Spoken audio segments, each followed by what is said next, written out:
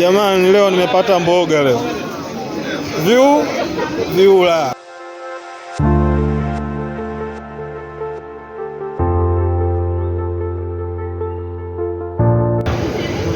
Karibu katika kipindi chenu. Leo tupo katika soko la samaki katika mji huu wa Wuxi.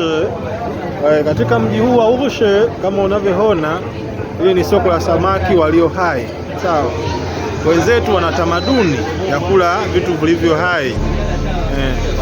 Sio kama kwetu kule kwamba tunapenda samaki tayari amesha uawa huko na mvuvi anakuja pale sokoni tunamnunua.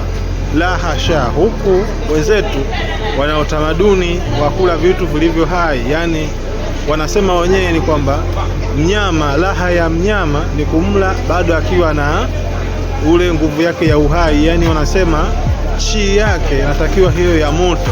Sawa. Kwa hiyo wanasema mnyama akifa anakuwa na chi ya baridi, ndio maana kwamba kiafya kwao anakuwa sio mzuri. Kama unavyoona hapa nyuma yetu hapa tuna samaki aina mbalimbali. Hawa kamba, vile tuna koshi, vile tuna chaza hawa. Na huko kiti, vile tuna wale aina nyingine ya chaza kule kama unavyoweza kujionea. Hapa samaki wanaendelea. Huku kuna huyu ndugu wetu hapa anauza kamba wake. Huku kuna kingine huku viula anaendelea kuuzwa kama kawaida.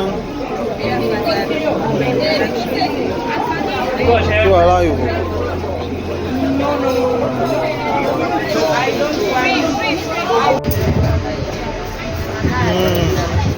Hii ni aina nyingine ya samaki, au ni aina ya samaki wa kamongo wanaopatikana nchini China. Lakini kamongo hawa huku China wanajulikana kwa jina la snake head. Kule unaona kuna mama pale anaandaa chura. Anakata mikono, anapasua hapo, anakata miguu kama hivyo, anakata kichwa, anakata mkono. Nila ilioje jamani. Kutembea ni kuona, kutembea ni kujifunza. Karibuni sana tujifunze pamoja. Huu ni mji wa Wuxi. Ni mji kidogo wa watu wenye kipato cha kujiweza. Karibuni kwa sehemu nyingine na wenyewe. Tuko sehemu nyingine kama unavyoona kule mwisho. Hapa kuna kamba mbalimbali wanauza. Kuna kamba, kaa.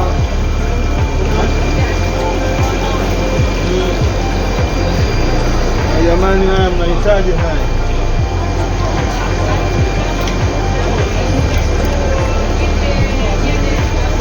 Mnahitaji haya. Masala.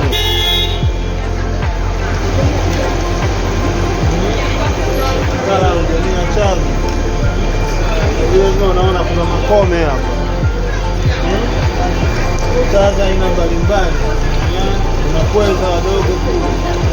Yaani wenzetu wanapenda kula vitu vilivyo hai jamani. Kutembea ni kujifunza.